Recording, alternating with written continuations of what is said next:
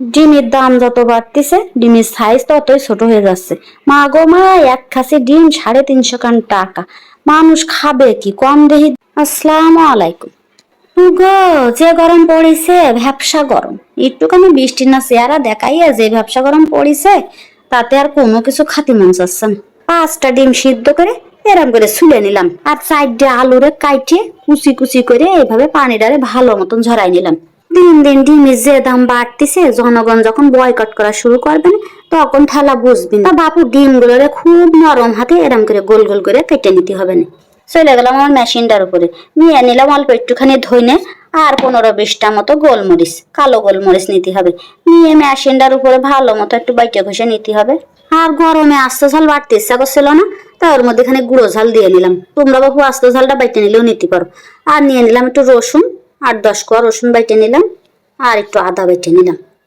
মশলা বাটা ঘষা হয়ে গেলে এবারে আলুটা পানি ঝরাই একদম কাট কাট করে নিছি, আর আধ খাসলার মশলাটুকু দিয়ে দিলাম। সামান্য একটু নুন দিয়ে দিলাম, সামান্য একটু হলুদ আর একটু লবণ। আর মনটা কিছুতেই নামতিল না, তাই কয়টা কাঁচা ঝালটা আবার কুচোয়ে ওর উপরে দিয়ে দিলাম। আর একটা টমেটো কুচি আর লেবুটারে চিপড়ায় অর্ধেক লেবু দিয়ে দিলাম রসটারে।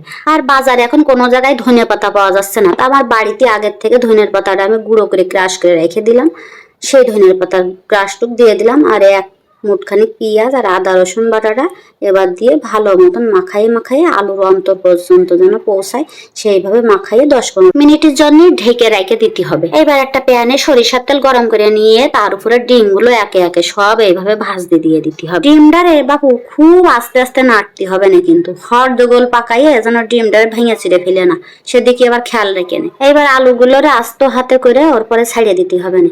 আর আলুর যে একটু পানি ছাড়িল সেই সব সহ ওর ভিতরে দিয়ে দিলাম, দিয়ে ঢেকে দিতে হবে। আর আল গোসলে মাঝে মাঝে একটু নাড়িয়ে দিতে হবে। আস্ত হাতে নাড়তে হবে না, হইস্তানির মতন যেন যেমনি সামনে নাড়িয়ে না, তাহলে কিন্তু ডিম টুম গুলো সব ভেঙে ভেঙে একাকার হয়ে যাবে না। ভয়ের কোনো কারণ নেই, আলু কিন্তু ভেঙে যাবেন না।